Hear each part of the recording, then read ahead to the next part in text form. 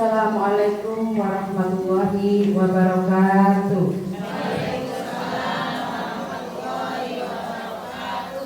Alhamdulillahirabbil alamin. Segala puji bagi Allah yang telah memberikan kita kenikmatan berupa nikmat sehat dan nikmat sempat sehingga pada hari ini kita bisa berkumpul dalam rangka menyebarkan pemahaman dan penerapan pengalaman budaya positif, yang mana acara ini adalah salah satu tugas dari pendidikan guru penggerak angkatan 9. Salawat dan salam selalu kita curahkan kepada Nabi besar Muhammad SAW, dan kita senantiasa berdoa semoga pada hari akhir nanti kita mendapat syafaat dari beliau. Baiklah, untuk acara yang pertama, marilah kita bersama-sama membuka pada acara pagi hari ini dengan basmalah. Bismillahirrahmanirrahim. Acara selanjutnya adalah sambutan dari Ibu Dr. Siti Komariah MPD. Kepada beliau dipersilakan. Bismillahirrahmanirrahim. Assalamualaikum warahmatullahi wabarakatuh. Waalaikumsalam warahmatullahi wabarakatuh. Alhamdulillahirrahmanirrahim. Pada hari ini kita ada 2 menit dalam agenda acara penyebaran atau pengimbasan dari guru penggerak Ibu Oktin Wijayati. Semoga Allah SWT melimpahkan rahmatnya pada kita semua agar pengimbasan ini bermanfaat bagi kita semua, utamanya untuk anak-anak didik kita agar semakin lebih baik. Salawat serta salam juga selalu kita berikan kepada kita, Nabi Muhammad SAW, Nabi yang selalu dikatakan sahabatnya di dunia maupun di akhirat nanti. Bapak Ibu yang saya hormati, pada hari ini Oktin Wijayati SS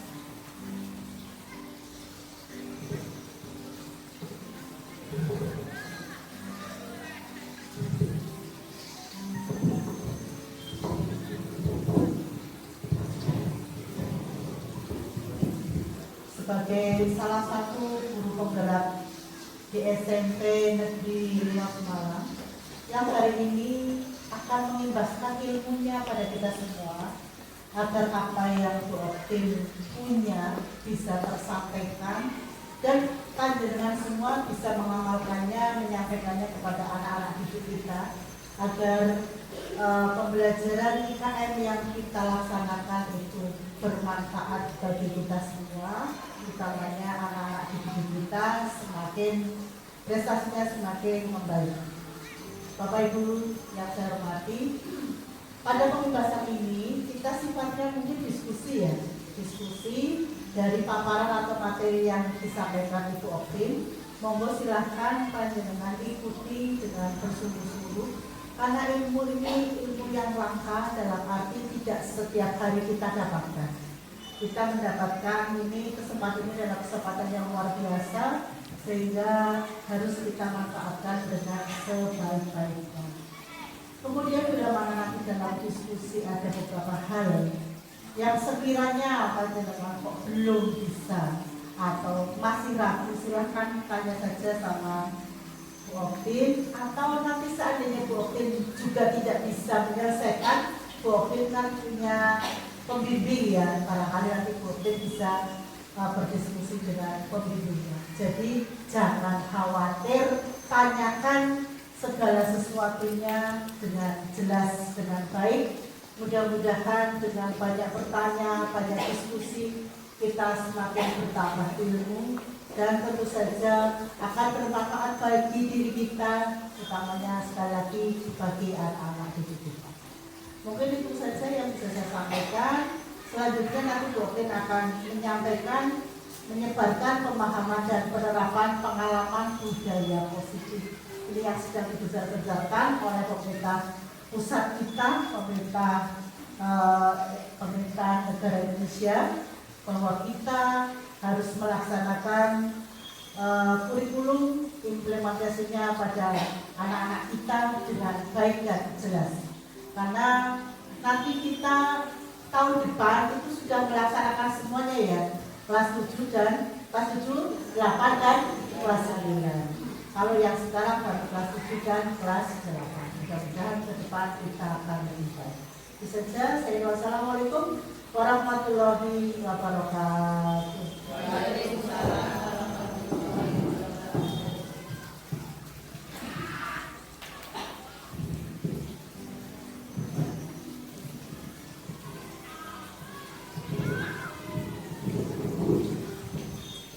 Terima kasih atas sambutan yang telah diberikan oleh Ibu Kepala Sekolah SMP Negeri 5 Ibu Nurlanda Siti Komariti.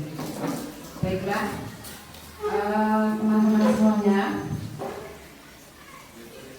saya mulai saja ya dengan materi mendengarkan pemahaman dan penerapan pengalaman budaya positif. Tapi sebelumnya saya mau ice breaking dulu.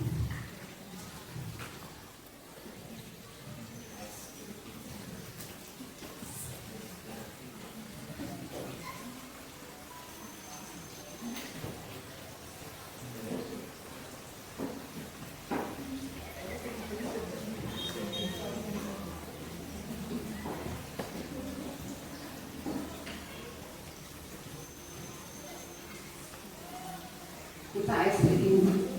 Silakan bisa berdiri. Ya, semangat ya Bapak Ibu ya. Masih semangat ya. Terima kasih. Nanti kita tirukan gerakannya.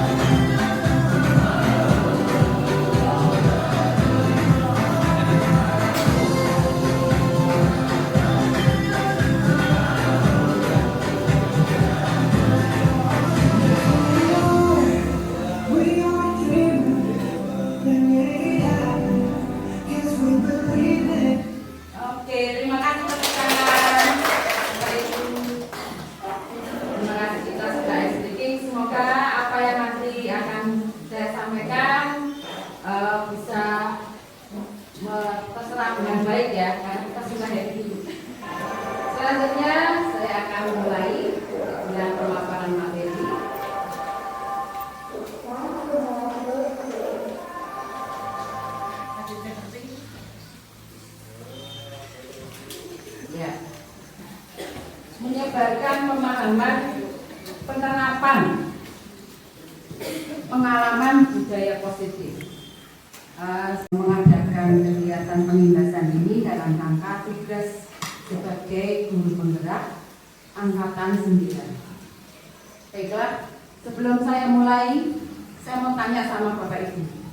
Kira-kira dalam pikiran Bapak Ibu itu yang namanya budaya positif itu seperti apa?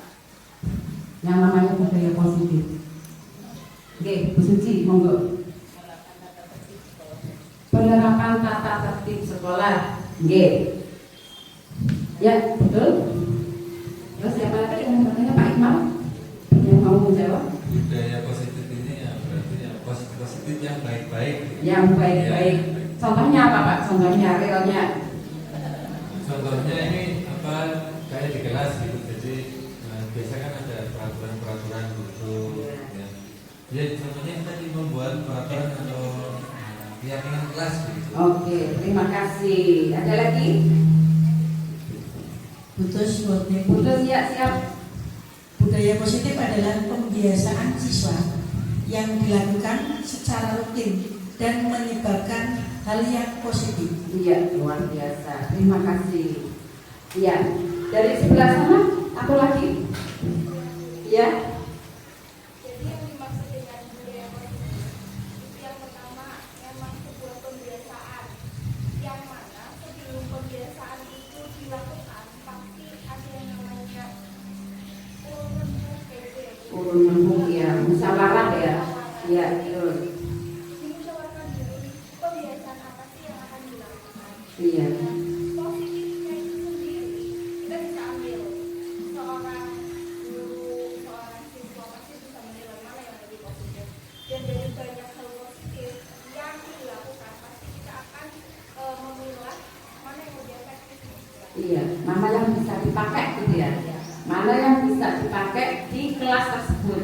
Karena masing-masing kelas itu berbeda-beda. Terima kasih, tepuk tangan semuanya. Luar biasa. Berarti sudah memahami apa itu budaya positif ya. Dan alhamdulillah di SMP Negeri 5 Malang itu sudah menerapkan kurikulum merdeka ya. Jadi sebagian sudah paham. Oke, lanjut. Nah, dalam budaya positif ini yang akan saya paparkan ada beberapa hal. Yang pertama adalah perubahan paradigma belajar. Yang kedua, budaya positif itu sendiri apa? Yang ketiga, nilai-nilai kebajikan. Yang keempat, kebutuhan dasar manusia. Yang kelima, motivasi perilaku manusia. Yang keenam, posisi kontrol guru. Yang kelima, keyakinan kelas. Dan terakhir, segitiga restitusi. Oke, kita mulai saja. Pembelajaran dengan paradigma baru. Kalau kita baca di sini ada pembelajaran dengan paradigma baru yang merupakan pembelajaran yang dirancang berdasarkan prinsip berdiferensiasi. Nah, di kurikulum merdeka itu pembelajaran yang kita gunakan itu lebih kepada pembelajaran yang sifatnya berdiferensiasi. Apa itu berdiferensiasi? Berbeda, different itu berbeda. Kenapa kok berbeda? Ya karena dalam menghadapi situasi peserta didik yang mana seharusnya dari awal kita masuk kelas kita harus membedakan berangkat dari tadi Bu. Berangkat dari siswa kita adalah anak dari beberapa orang yang jelas punya latar belakang yang berbeda, sampai ke sekolah yang mana kita akan menyatukan, tapi kita juga tidak bisa langsung untuk tetap jadi satu. Iya, betul. Karena ya mereka itu punya basic yang berbeda, Iya. tadi pengalaman mungkin mereka Iya, berbeda, iya. sampainya ke sekolah itu pasti akan berbeda. Dan di sini sekolah mencoba untuk memfasilitasi dengan cara plotting. Iya. Plotting ada yang namanya pertama karena kita mendidik pembelajaran ya. Yang pertama ada gaya belajar. Iya, betul. Di situ saya mendidik gaya belajar. Gaya belajar yang sering kita dengar itu ada 3. Iya. Nah, dimulai dari situ dengan cara kita menentukan, mencoba gimana menggali siswa-siswi kita itu seperti apa sih ketika mendapat menerima, bagaimana cara mereka menangkapnya. Di situ akan diketahui setelah diketahui apa sih gaya belajarnya, apakah siswa kita itu ada yang kinestetik atau yang ada yang auditori atau ada yang visual. Di situ tugas kita yang memberikan materi atau pembelajaran itu menggunakan prinsip berdiferensiasi. Jadi nanti ketika kita ketemu siswa kok yang hobinya jalan-jalan ya hello kok nggak boleh. Tidak boleh. Itu termasuk kinestetik ya Bu Tika? Ya, betul sekali. Terima kasih, ternyata sudah mulai pahamnya dengan paradigma baru. Nah, ini paradigma baru di kurikulum Merdeka itu adalah pembelajaran yang berdiferensiasi, di mana kita tidak bisa menyamakan murid satu dengan satu yang lainnya. 32 siswa dalam satu kelas itu memiliki karakter yang berbeda-beda, sehingga kita harus memaklumi ya. Guru itu harus paham kebutuhan siswa kita itu apa sih. Nah, ini yang disebut dengan paradigma baru dalam kurikulum Merdeka. Jadi membuat atau merancang pembelajaran yang sesuai dengan kebutuhan siswa. Kita mengenal adanya pendidikan atau pembelajaran yang berpusat pada murid. Artinya apa? Kita merancang melaksanakan pembelajaran itu disesuaikan dengan kebutuhan murid. Murid yang aktif dalam belajar, bukan dikuasai oleh guru atau teacher oriented ya. Kalau dulu kan kurikulum lebih kepada teacher oriented.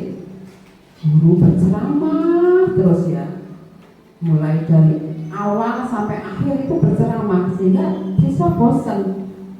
Nah, sekarang dalam kurikulum Merdeka itu student oriented atau siswa yang menjadi pusat pembelajaran. Itu tentang paradigma baru dalam kurikulum Merdeka. Akhirnya tujuan akhirnya adalah yang kita tanamkan itu harus sesuai dengan profil pelajar Pancasila yang ada 6 dimensi itu ya. Oke, lanjut. Nah, sekarang mengubah paradigma stimulus respon ke pendekatan teori kontrol. Jadi kalau di stimulus respon itu mungkin kita pakai sebelum adanya kurikulum Merdeka. Dan setelah ada kurikulum Merdeka, kita pakai teori kontrol. Kita lihat perbedaannya di situ. Realitas atau kebutuhan kita sama, tidak besar. Tadi seperti disebutkan oleh Bu Dika bahwa setiap siswa punya kebutuhan yang berbeda-beda.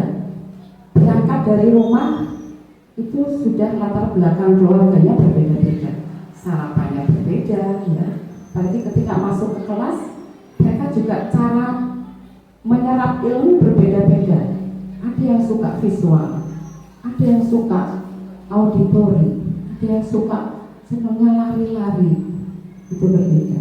Kemudian semua orang melihatnya, makanya di situ ada teori kontrol, realitas atau kebutuhan kita berbeda. Kemudian semua orang melihat hal yang sama, itu kalau stimulus respon. Kalau teori kontrolnya, setiap orang memiliki gambaran yang berbeda-beda, ya. Kemudian stimulus respon, kita mencoba mengubah orang agar mengubah cara pandangan yang sama. Jadi kita nggak bisa ya dalam teori kontrolnya kita berusaha memahami pandangan orang lain tentang dunia. Jadi nggak bisa kita terus memaksa murid kita untuk mempunyai pandangan yang sama dengan kita. Biarkan mereka berkembang kreatif. Jadi kalau ada siswa yang kemudian berpendapat tidak sesuai dengan teori yang kita pelajari, jangan marah dulu. Cakap komentar, tidak seperti itu ya. Barangkali dia punya argumentasi yang lain, punya prinsip yang lain, silahkan ya. Nanti kita diskusikan gitu. Kemudian perilaku buruk dilihat sebagai suatu kesalahan. Kita sering menjudge murid kita kalau kelakuannya sudah buruk, ya berarti buruk semuanya. Padahal tidak seperti itu. Dalam teori kontrol itu semua perilaku mempunyai tujuan. Nanti akan kita bahas di budaya positif ya. mungkin orang lain bisa mengontrol saya. Orang lain bisa mengontrol saya. Mau nggak Bapak Ibu kalau dikendalikan oleh orang lain? Kira-kira kita mau nggak sebagai manusia, sebagai human? Nggak mau, ya kan? Karena hanya kita yang bisa mengontrol diri kita sendiri. Ya kan, kita punya kebebasan untuk berpendapat. Kenapa kita mau dikendalikan oleh orang lain? Begitu juga dengan siswa kita seperti itu, ya. Kemudian saya bisa mengontrol orang lain. Nah ini tadi ya, hubungannya dengan yang di atas. Anda tidak bisa mengontrol orang lain, apalagi murid Anda sendiri. Ya. Kemudian pemaksaan ada pada saat rujukan gagal. Kita terlalu memaksa siswa, memaksa untuk mengikuti apa yang kita inginkan, tanpa kita tahu alasannya dia berbuat seperti itu apa sih, ya. Makanya di sini disebutkan kolaborasi menciptakan pilihan-pilihan. Yang terakhir, model berpikir menang kalah dan model berpikir menang-menang. Kita suka pengennya menang ya jadi guru ya. Oh aku sini paling pintar dewek. Murid itu di bawah saya. Murid itu nggak boleh menang, nggak boleh benar. Padahal kalau kita mau mengkaji lagi, siapa tahu murid itu lebih pintar dari kita, terutama dalam masalah IT ya. Maka kita kan nggak tahu, ternyata kok kamu lebih pintar dari saya. Oke, saya lanjutkan. Nah ini disiplin positif. Disiplin itu asal katanya dari disiplina. Disiplin itu kalau dalam pemahaman Bapak Ibu itu apa sih? Disiplin. Apa bukan ini? Tertib ya, segala sesuatu yang berhubungan dengan aturan ya. Padahal aslinya bukan Bu, aslinya itu artinya belajar. Disiplin mengacu pada disiplin diri yang memiliki tanggung jawab terhadap apa yang dilakukannya berdasarkan nilai-nilai yang diyakininya ya. Nah, disiplin positif itu merupakan salah satu penerapan disiplin yang bertujuan untuk menumbuhkan kesadaran serta memberdayakan peserta didik tanpa imbalan penghargaan, reward, ancaman atau hukuman. Jadi kalau disiplin itu sebetulnya tidak boleh kita terus, kalau siswa tidak disiplin kita menerapkan hukuman, itu tidak boleh. Karena disiplin itu artinya itu belajar untuk menjadi baik. Jadi kalau ada siswa kita yang tidak disiplin, kemudian kita menerapkan hukuman atau punishment atau konsekuensi, itu tidak diperbolehkan. Pun menerapkan reward atau penghargaan itu tidak boleh. Karena apa? Kalau kita menerapkan reward atau penghargaan, itu nanti siswa tidak timbul kesadaran dari dalam atau intrinsik untuk mematuhi aturan tersebut, ya kan? Kok nyomel hadiah, biar saya dikasih hadiah sama Bu Miftah misalnya, dikasih permen, dikasih coklat, aku mau nilainya mau bagus atau aku mau anteng di kelas, biar dikasih reward, dikasih hadiah sama Bu Miftah. Tidak seperti itu. Biarkan anak itu tumbuh disiplin dalam pribadi anak itu sendiri, bahwa saya harus melakukan sesuatu yang baik tanpa paksaan, ya, tanpa paksaan. Jadi ada dalam diri kita sendiri atau unsur intrinsik, bukan karena mau dikasih hadiah atau bukan karena biar nilainya bagus, bukan. Ya, itu disiplin positif. Makanya nanti disiplin positif itu mengacu pada nilai-nilai kebajikan, nilai-nilai universal, memiliki motivasi intrinsik dalam perubahan perilaku ke arah yang lebih baik. Saya lanjutkan. Nah ini nilai-nilai kebajikan. Apa itu nilai-nilai kebajikan? Nilai yang disepakati bersama tanpa memandang suku, bangsa, agama, bahasa maupun latar belakangnya. Contoh nilai kebajikan: pada profil belajar Pancasila. Kita mengenal 6 dimensi ya. Yang pertama apa? Beriman dan bertakwa serta anak mulia, berkebinekaan global, gotong royong, mandiri, kreatif, bernalar, itu nilai kebajikan. Nilai kebajikan itu bukan ada dalam profil belajar Pancasila. Kira-kira baik semua Pak Dika itu? Menyangkut karakter semua jadi. Tidak ada terus di situ cerdas, itu ada nggak? Nggak ada. Cerdas, pintar sekali atau berprestasi itu memang nggak ada di situ. Yang kita temukan di situ adalah nilai-nilai karakter, nilai-nilai karakter yang harus kita tanamkan dulu pada siswa kita. Kemudian di sini ada Ibu Primarius program, ada toleransi, rasa hormat, integritas, mandiri, menghargai, antusias, empati, keingintahuan, kreativitas, kerjasama, percaya diri, dan komitmen. Ini juga sama, larinya ke karakter semua ya. Tidak ada terus kecerdasan itu enggak ada ya. Keterampilan hidup atau life skill dapat dipercaya, lurus hati, pendengar yang aktif, tidak merendahkan orang lain, dan memberi yang terbaik dari diri. Artinya kita memberikan manfaat yang baik untuk orang lain. Kalau kita lihat itu karakter semua, tidak ada yang berhubungan dengan kecerdasan apa? Kecerdasan otak, ya.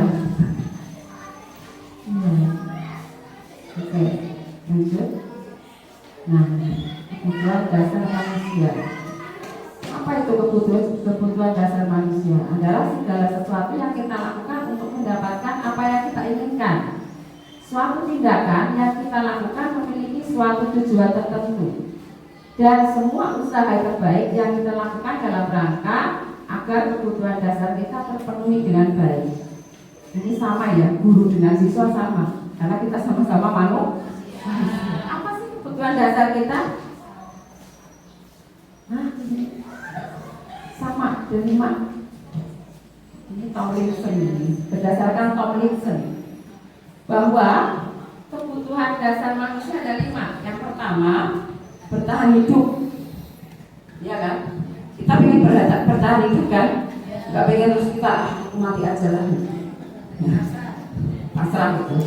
Apa pendukungnya yang membuat kita bisa bertahan hidup? Makanan, tempat tinggal, kesehatan, keamanan. Yang kedua, kasih sayang dan rasa diterima, ya kan? Ya enggak? Loh Bu, aku kan sudah tua, sudah jadi bapak-bapak, masa? Iya betul. Coba kalau nggak disayangi sama istrinya, mau Pak Iqbal? Nanti. Ya kalau sayang, kalau ternyata lebih kejam, ya kan? Saya pindah ke sini. Pindah sini ya, Jom. Oke. Jadi apa itu? Rasa diterima. Rasa diterima dalam kelompoknya. Dipedulikan, tidak dicuekin, tidak di PHP. Sakit gak sih kalau di PHP? Oh, sakit banget. Kemudian berbagi, ya kan? Kerjasama, menjadi bagian dari kelompok. Nah, misalnya, meskipun kita sudah dewasa, kan kita kadang berkelompok ya. Itu manusia, itu manusiawi itu. Wajar. Terus kita misalnya nggak diajak main sama teman kita, kok nggak diajak main? Ternyata kita sama dengan siswa kita ya. Nah, kemudian yang ketiga, penguasaan. Harga diri kita di mana dong ya? Keinginan untuk dianggap, ya dong. Kita udah kerja capek-capek, kok nggak dianggap sama ibu kepala sekolah, gimana? Sakit nggak? Memimpin. Kita semua itu ada ada keinginan untuk memimpin. Misal di kelas, mau kita dipimpin oleh siswa kita, enggak kan? Anak kok nyuruh guru. Kita kan mesti ingin jadi pemimpin dalam kelas, gitu ya. Kemudian berprestasi, diakui, didengar. Jadi kalau kita sudah ngobrol, kita nggak didengerin sama teman kita, gimana? Sakitnya di sini, gitu ya. Yang keempat adalah kebebasan untuk mandiri, ya. Memiliki pilihan, pilihan ya Mas Buma ya. Iya, harus punya pilihan yang tepat, tidak mau dipilihkan oleh orang apa sendiri. Mencoba hal baru. Nah, ini mencoba hal baru. Kemudian mampu mengendalikan dirinya. Nah, tadi sama dengan teori yang tadi ya, bahwa yang bisa mengendalikan dirinya adalah diri kita sendiri. Ini adalah kesenangan ini ya. Kalau kesenangan itu miliknya Pak Iqbal ini. Iya, humor, tertawa, ya kan? Terus apa lagi? Bermain. Bermain apa? Bermain badminton ya Pak Iqbal. Itu kesenangan. Iya kan?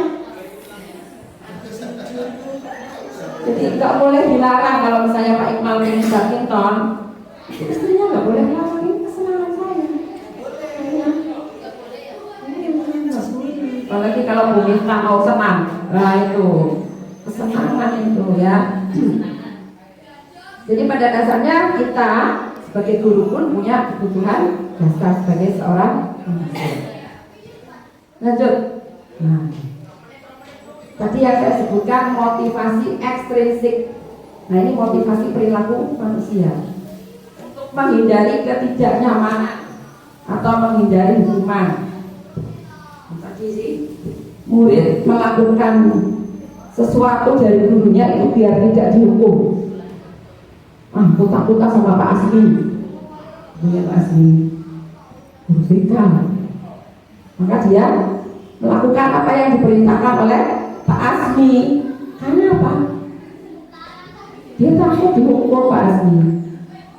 Kemudian biar dia mendapat imbalan.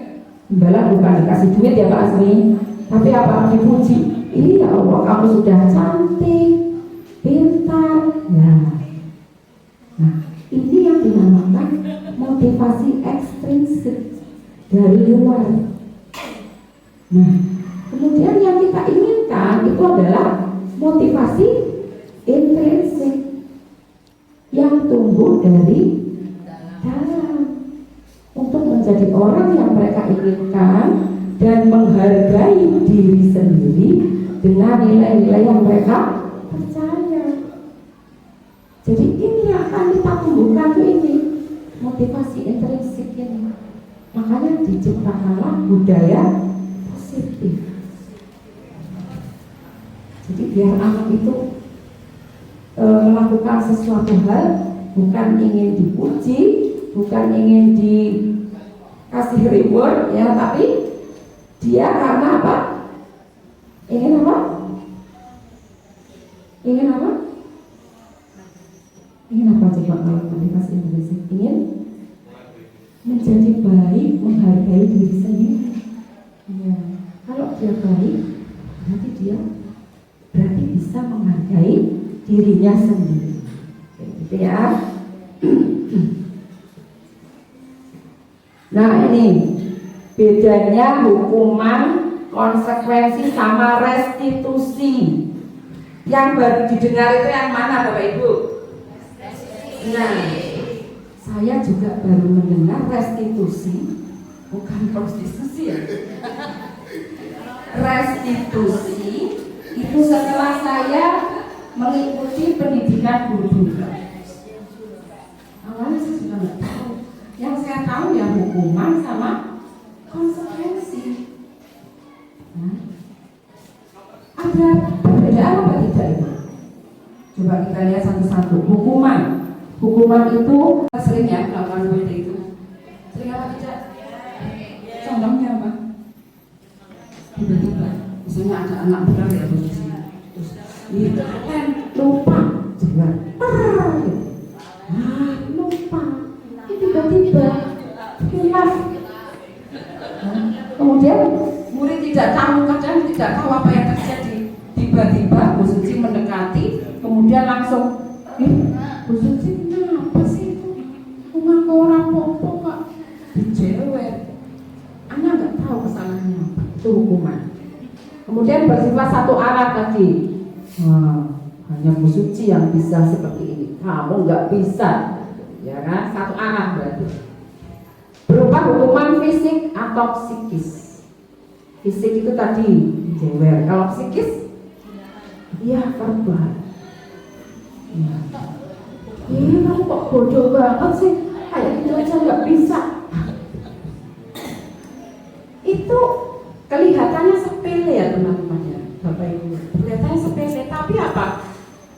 Ini terpatri di sini. Masih ingat apa tidak Bapak Ibu guru? Dulu ketika Bapak Ibu masih sekolah, pernah nggak dikatakan bodoh? Enggak, alhamdulillah. Ada? Atau dikatain bodoh? Oh, fisiknya pernah. Ya, apa? Oh, ya. Sampai sekarang masih teringat ya Bu? Nah, itu. Sesuatu yang mungkin sepele bagi guru, tapi bagi siswa yang mendengar yang langsung sampai sekarang itu masih terasa sakitnya, ya kan? Tidak bakal hilang itu. Saya juga dulu dikatakan, gendut kamu. Sampai sekarang masih teringat. Gendut juga ya. Ya, namanya bullying verbal ya, kita sudah tahu ya bullying verbal. Oke, itu hukuman. Kita sering melakukannya atau tidak? Ya. Kemudian konsekuensi. Nah, ini konsekuensi. Kemarin saya menggunakan kata konsekuensi ketika saya membuat kesepakatan kelas, dan ternyata tidak boleh digunakan.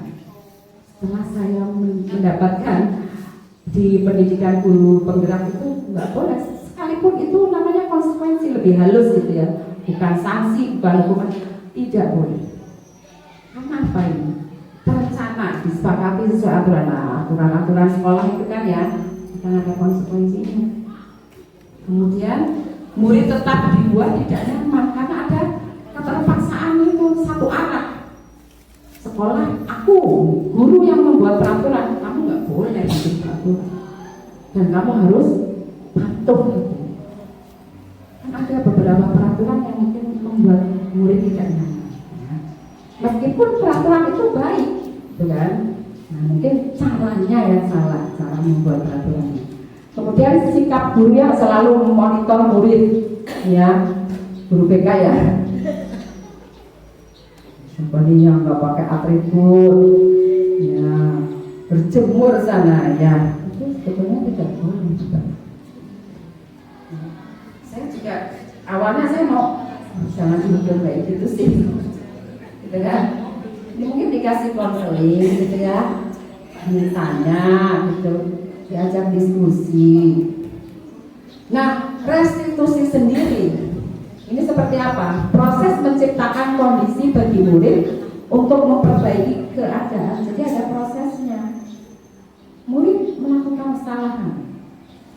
Kemudian kita ada prosesnya, nggak langsung tiba-tiba terus ditampar gitu ya, atau dikasih konsekuensi apa, itu nggak bisa. Ada prosesnya. Proses diskusi dengan siswa. Proses kolaboratif yang mengajarkan murid untuk mencari solusi sendiri. Jadi itu nanti timbulnya itu motivasi intrinsik ini. Nah, ini saya sudah laksanakan di kelas 8C. Ya, 8C saya sudah mulai pakai ini. Ya, bahkan kemarin waktu tugas itu saya sudah mencoba menggunakan restitusi, segitiga restitusi. Nanti akan saya tayangkan. Nah ini 5 posisi kontrol guru. Yang pertama sebagai penghukum, pembuat rasa bersalah, teman, pemantau, yang terakhir manajer. Manajer bukan artis saja, saya juga manajer. Itu maksudnya apa? Kalau Bapak Ibu itu sebagai apa? Lebih ke mana coba? Saat ini teman. Nah, posisi teman. Berarti boleh dong diteraktir sama posisi. Kalau ketiga sebagai apa Bu? Teman. Nah, nanti ditraktir boleh ya? Boleh. Atau nanti jalan gandengan ini boleh dong? Kita lihat nanti ya. Sebetulnya kita itu pada posisi apa sih sebagai guru? Ya, kita lihat. Nah, contoh penerapan 5 posisi kontrol guru. Ini kasusnya siswa yang tidak memakai atribut lengkap saat upacara bendera, karena mungkin sering lihat kemarin 2 upacara itu. Saya melihat ada siswa yang tidak pakai atribut terus dijemur menghadap ke. Nah ini penghukum, hormat pada bendera selama 1 jam. Ya kan, kasihan nggak? Cuma kalau kita sendiri ya semaput ya. Dan mereka kalau dihukum panasan hadapnya kesana juga panas banget itu ya. Sampai 1 jam itu ya kayaknya. Kurang lebih ya.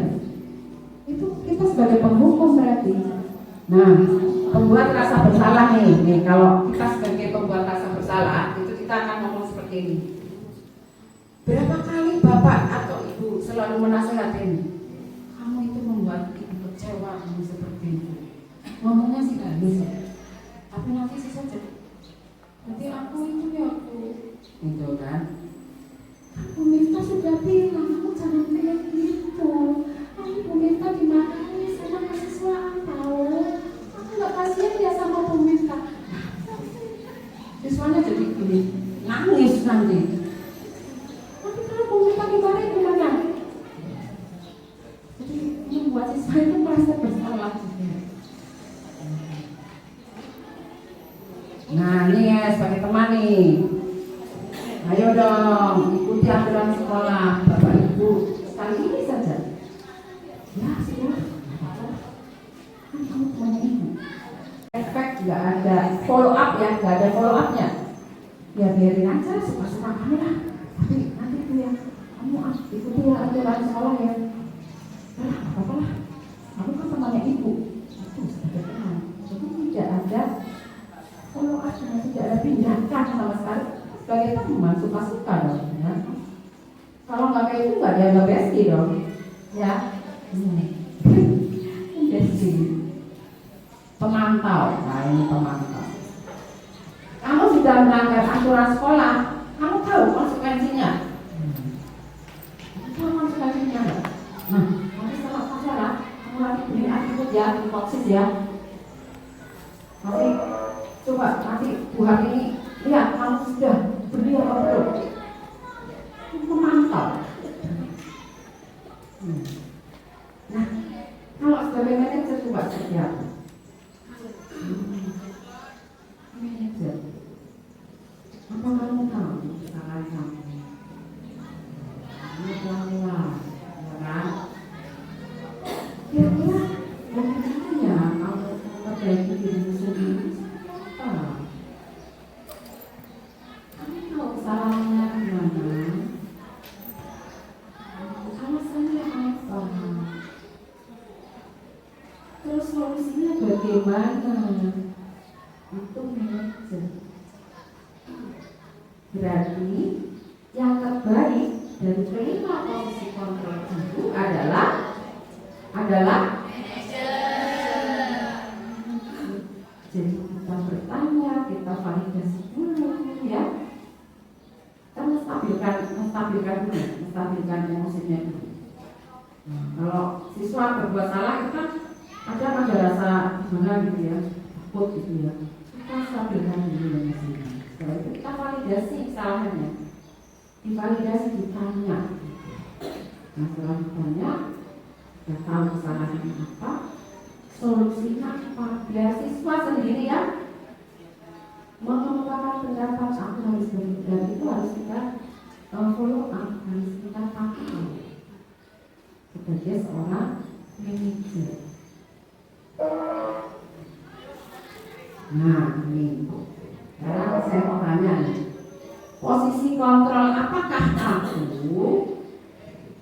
Saya kecewa sekali dengan kamu, kira-kira apa?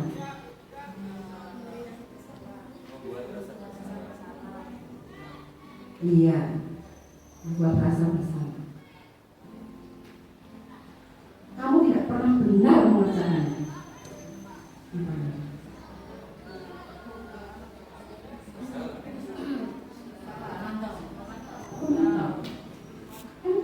Memantau kesalahan undi, ya salahnya mana, nanti kamu harus ini loh. Nanti kalau kamu nggak ini, aku lihat kamu. Coba kamu sudah melakukan apa yang aku suruh apa enggak? Itu memantau real, ya. Apa ya? Cerewet gitu ya. Iya, kan? Memantau.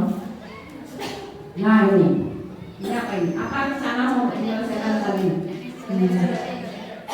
Iya. Jadi siswa biasa berdiskusi. Nah ini apa? Besti. Iya, besti dong, ya kan? Jadi besti, masa sih kamu nggak mau sih melakukan untuk meminta kali ini aja, please, gitu kan? Nah, iya, saya juga pada saat itu saya tanya dengan fasilitator saya ada debat gitu ya pada saat kuliah. Pak, kalau anak SMP nggak diperlakukan sebagai teman, kadang-kadang mereka itu tambah luar biasa. Karena apa? Anak SMP itu kan masa-masa labil ya Pak Rupaya. Kalau dalam kondisi psikologisnya ya. Nah, dari tahap anak-anak ke remaja transisi gitu ya. Boleh nggak sih kalau misalnya saya kolaborasikan teman dengan manajer gitu? Saya ya waktu itu fasilitator saya bilang, kalau menurut teori ini tidak boleh Kak, ya kan panggilnya Kak sama saya, nggak boleh Kak. Tetap Kak harus pakai manajer. Masa sih nggak boleh? Ya kan nggak ada follow up-nya. Tapi saya kolaborasi Kak Seno, saya kolaborasi dengan manajer, boleh nggak? Menurut teori ini nggak boleh. Menurut teori ini nggak boleh. Tapi pada prakteknya kan bisa kolaborasi, ya kan? Iya. Ya. Jadi waktu itu saya yang paling saya dengan Pak Teguh ya, karena sama-sama kami mengajar SMP.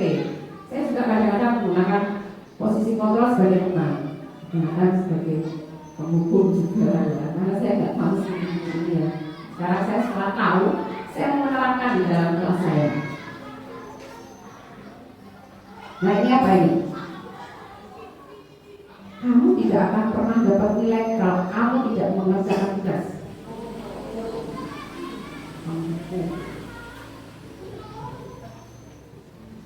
Masih semangat Bapak Ibu? SMP Negeri 5 Malang? Ya, kami bisa. Coba SMP Negeri 5 Malang? Yes, kami bisa maju. Barangkali bosan ya?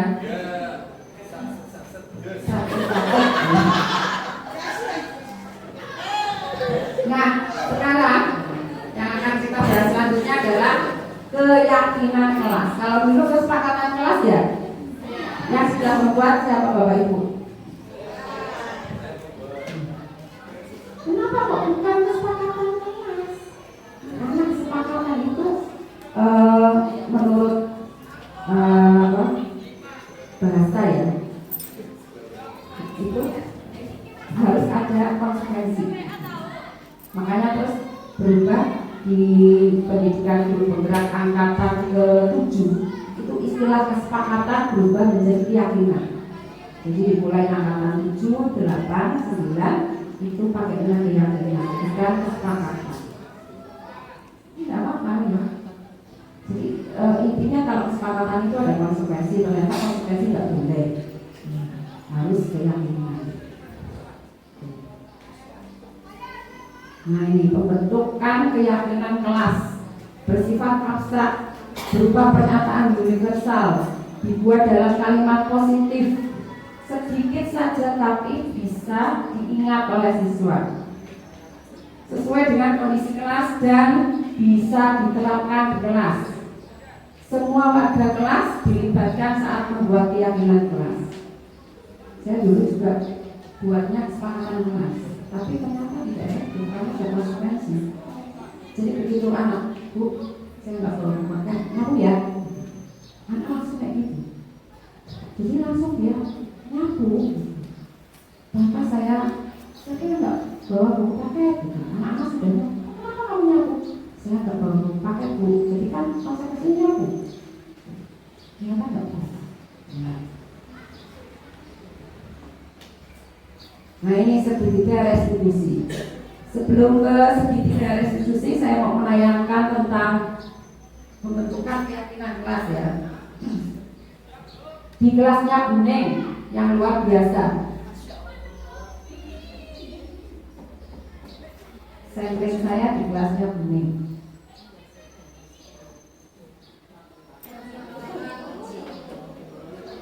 Ini mungkin sedikit kurang keras ya videonya.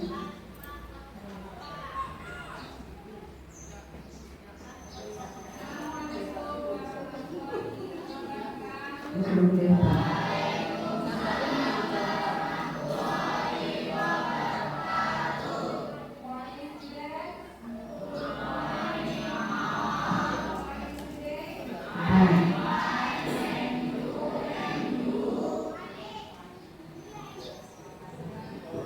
Belum kelihatan ya?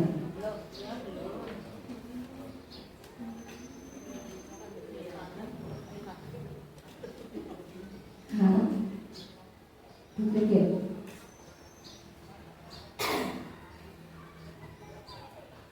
Ini naik warna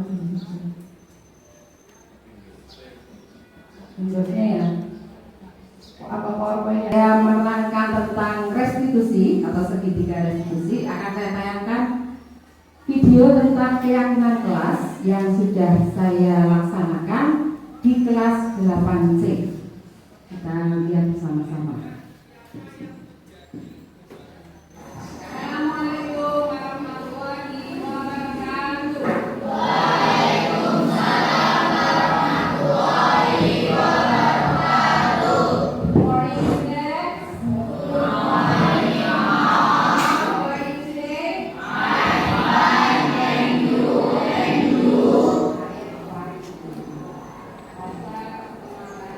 Sebelum Miss Ophir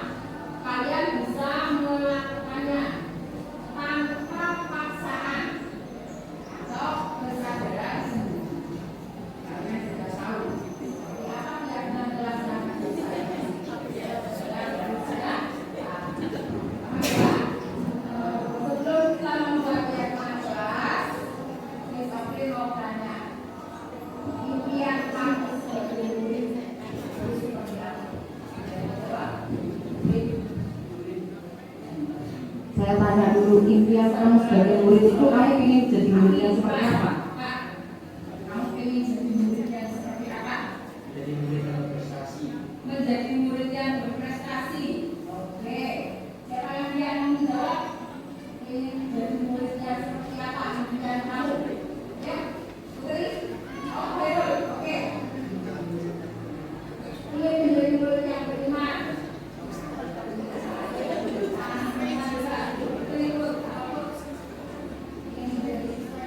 Ingin menjadi siswa yang baik. Kalau tidak, ingin menjadi pintar. Sekarang sebelum kita mempersiapkan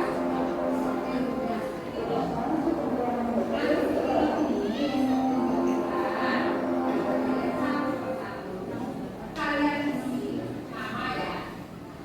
Kemudian bawahnya saya ingin menjadi murid yang seperti apa?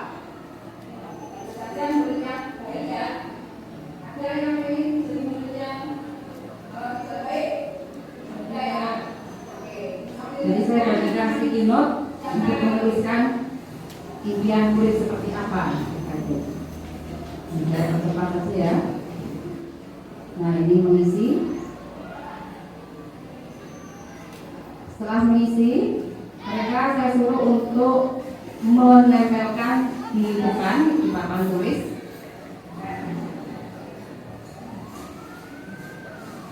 Nanti saya baca satu-satu. Nah, ini saya baca satu-satu.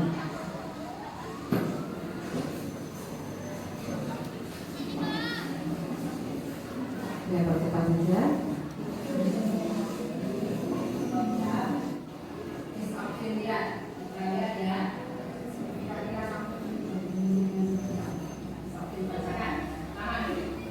Dari Liza, impianmu ingin menjadi murid yang berprestasi. Oke, luar biasa. Kemudian dari siapa ini? Muhammad Akbar, ingin menjadi murid yang baik, pintar dan berprestasi. Dari Erwin, saya ingin bisa meneladani siswa lainnya, ingin berbudi pekerti yang luhur. Oke. Dari Wiwit Juliansi, saya ingin menjadi murid yang mentaati peraturan, selalu tertib dan disiplin waktu dan selalu rajin. Oke, luar biasa. Dari Ridho, impianku ingin jadi murid yang berprestasi, jadi murid yang soleh, taat kepada guru. Kemudian kita lihat dari Salsabila, impian saya menjadi murid yang bertanggung jawab, bisa memahami, sopan dan baik. Bisa memahami apa maksudnya Salsabila? Memahami dirimu. Memahami semua pelajaran. Memahami semua pelajaran.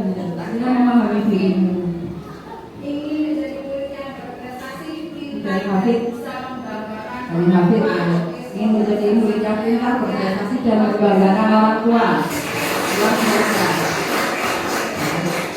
Ternyata kalau bisa dilihat, impian kamu sebagai murid baik semua ya, positif semua. Positif semua, nggak ada yang saya ingin jadi murid yang Bisa menjadi impian kamu ini bisa terlaksana. seremehan yang bodoh, nggak ada. Mereka itu bahkan Hafid ya, Hafid kuning mesti tahu ya Hafid ya. Ingin menjadi murid yang pintar, berprestasi dan membanggakan orang tua. Luar biasa kan, berarti dia kan memikirkan orang tuanya.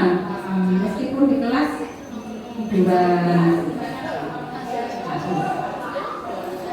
Nah, setelah saya memerintahkan mereka untuk membuat murid impian, kemudian apa yang saya lakukan selanjutnya adalah membuat satu sticky note untuk 2 orang. Jadi tadi kan nggak boleh terlalu banyak soalnya. Karena nanti kalau kita lihat yang mereka buat, keyakinan kelas yang mereka buat itu ada yang sama, ya kan? Nanti kita gabungkan. Itu yang sama kita gabungkan. Ya, bisa pilih salah satu.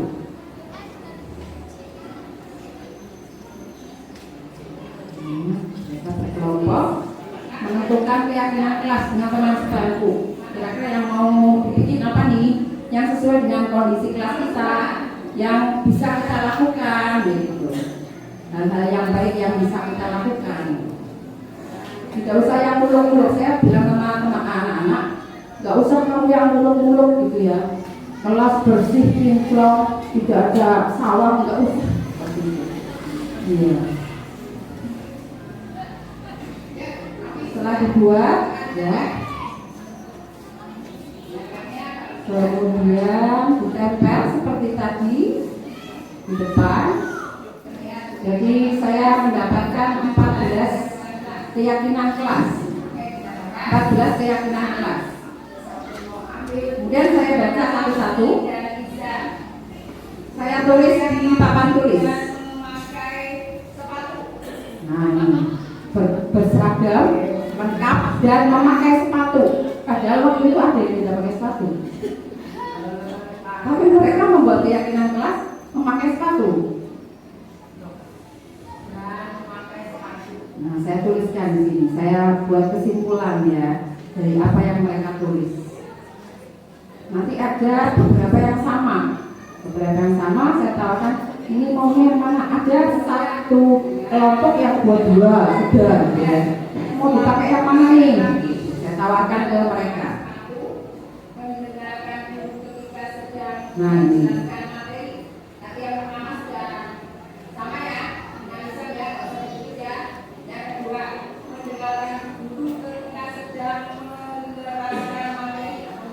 Nah ini yang dipakai. Yang pertama sudah ada, yang kedua. Jadi semuanya saya baca itu 14 itu saya baca semua. Diskusikan kembali ke mereka. Bisa nggak dipakai di kelas kita gitu. Saya tawarkan, jadi saya nggak terus langsung ini harus ya, gitu ya. Saya tawarkan ke siswa saya. Mau nggak ini dipakai?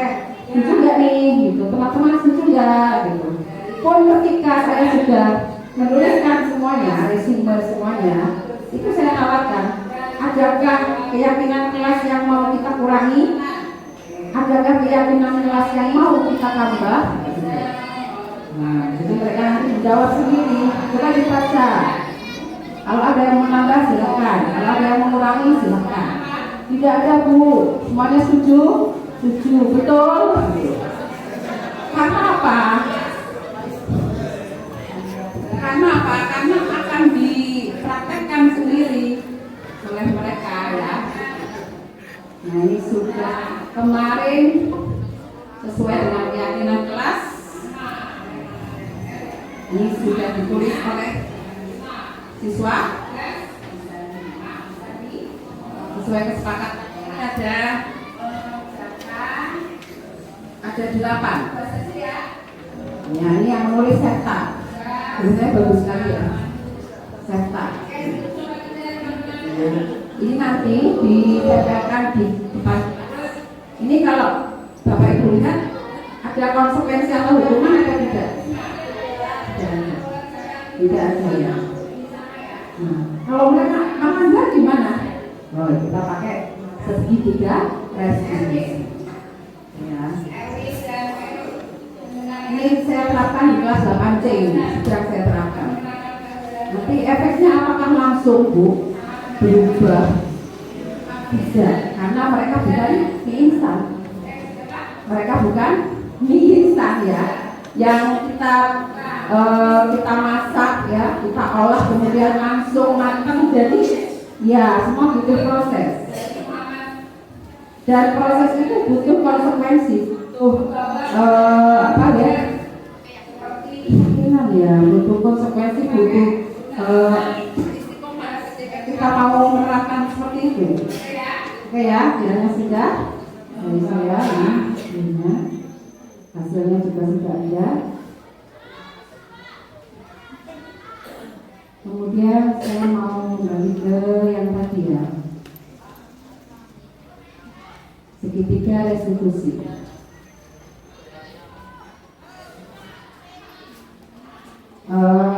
Apa saya tanyakan dulu segitiga restitusinya ya?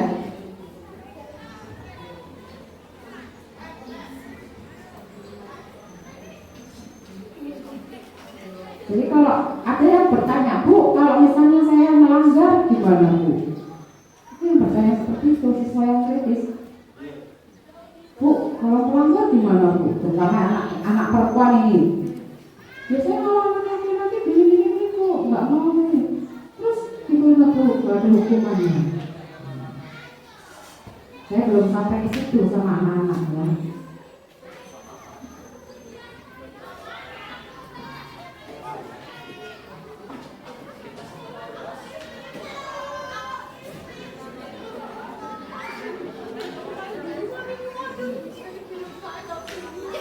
Ini yang kita restitusi ya.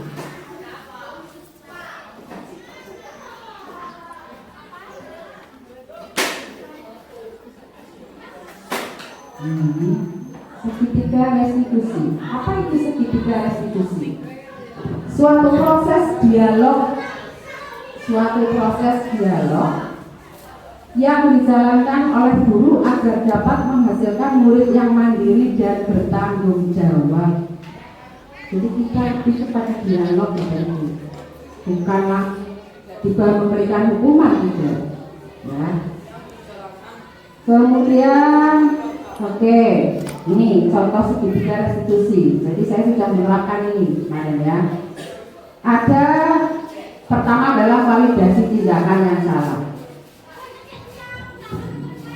Menstabilkan identitas dulu, ya, siswanya diagungkan dulu, ya.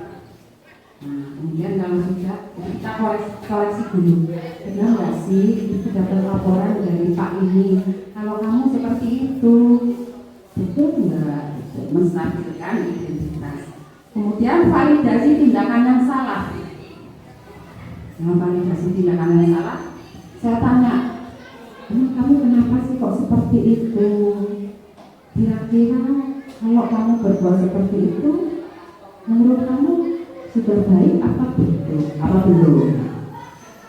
Terus kalau misalnya sudah buat keyakinan kelas ya, saya tanyakan lagi, kira-kira keyakinan kelas apa ya yang kamu langgar? Nah itu kita menanyakan keyakinan yang ketiga.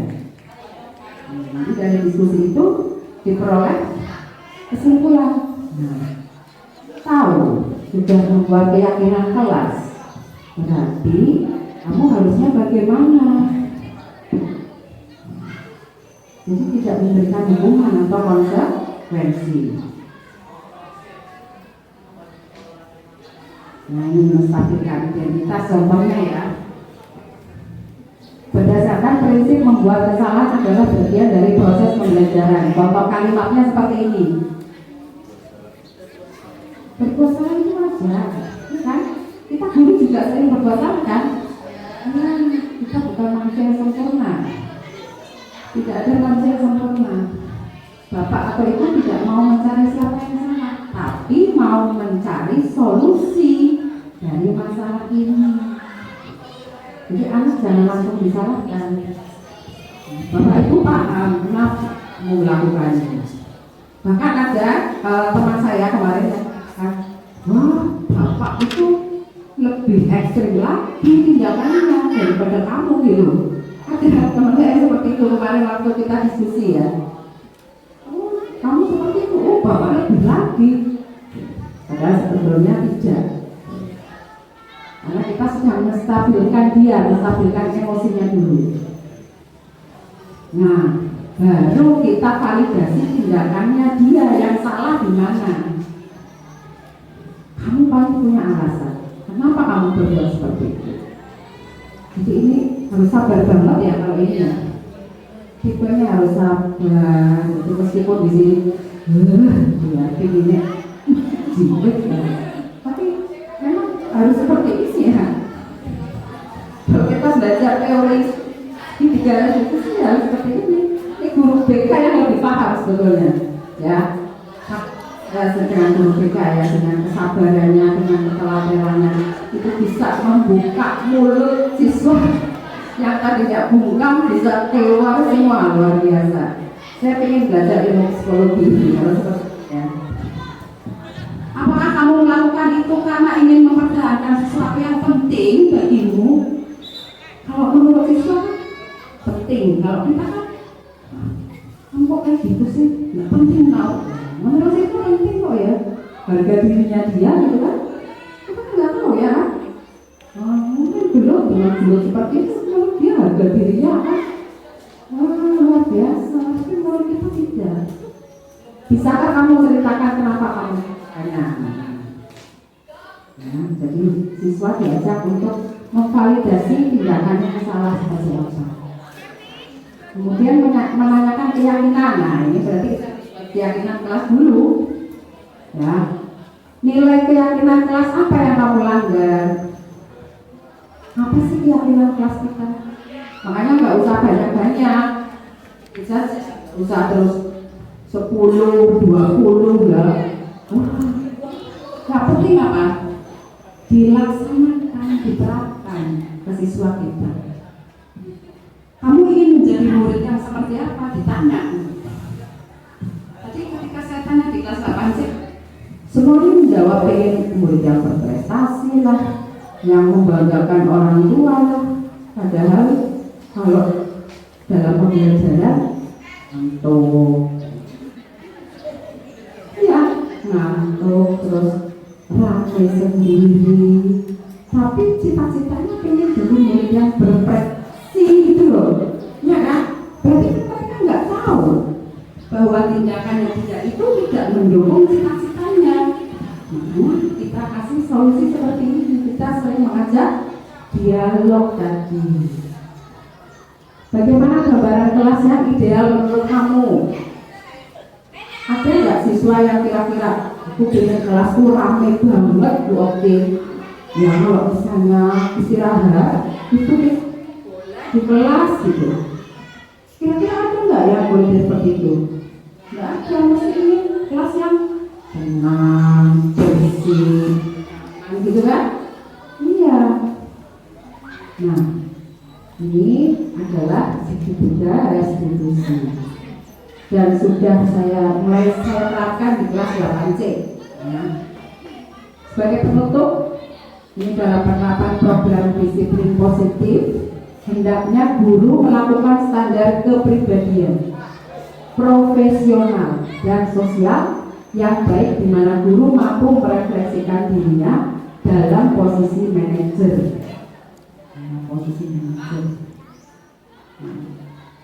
Bagaimana perjalanannya sebagai among? Among itu kan menuntun ya, menuntun murid-muridnya menjadi insan yang mandiri, merdeka, dan bertanggung jawab. Ini sesuai dengan standar nasional pendidikan. Saya akan tayangkan contoh dialog dengan siswa saya.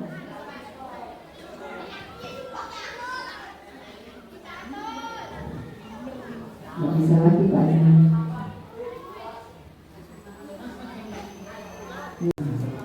Ya. Kiranya cukup sekian. Barangkali ada yang mau bertanya atau mau didiskusikan? Enggak. Kalau tidak ada ya tidak apa-apa. Kalau ada mau silakan nanti kita diskusikan. Oke. Oke. Assalamualaikum warahmatullahi wabarakatuh. Waalaikumsalam. Terima kasih Botin. Pertanyaannya saya itu kurang Botin. Dalam artian seperti ini. Tadi Botin menjelaskan tentang 5 kontrol posisi 5 kontrol guru. Yang intinya kita tidak boleh menghukum, tidak boleh membuat rasa bersalah. Intinya kita harus lihat kepada siswa kita sebagai manajer. Sebagai manajer. Apakah ada kemiripan atau kesamaan dengan sekolah-sekolah alam yang ada di Jakarta yang sudah diterapkan? Menurut saya kayaknya agak sama Botin. Mengapa kok di khususnya Pemalang tidak menerapkan yang seperti itu, kemudian nantinya anak-anak mempunyai keterampilan sendiri atau hobi tersendiri seperti itu. Begitu Botin. Berarti dalam hal ini saya bisa menyimpulkan sekolah alam yang kita lihat di sini ada apa tidak sekolah alam? Belum ada. Sudah menerapkan? Oh, sudah ada. Di Modelan, oh ya. Itu sudah menerapkan apa tadi Bu Suci? Posisi kontrol guru sebagai manajer deh. Kenapa di sekolah kita belum? Karena kalau kita belum menggunakan kurikulum merdeka dulu. Nah sekarang setelah ada kurikulum merdeka dan ada kita sudah mengetahui bahwa sebagai seorang guru kita harus bertindak sebagai seorang manajer. Itu saja kita terapkan dalam sekolah kita. Oke. Jadi biar nanti anak itu mempunyai life skill ya, mempunyai keterampilan. Tapi bukan kalau di sekolah alam itu bukan berarti mereka bebas ya.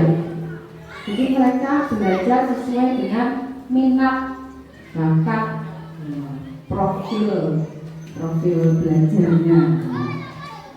Diharapkan nanti dengan kurikulum merdeka kita bisa menerapkan apa yang sudah dilaksanakan oleh sekolah-sekolah alam. Mungkin itu Bu Susi. Ada pendapat yang lain yang mau menambahkan? Silakan. Tidak ada. Baiklah.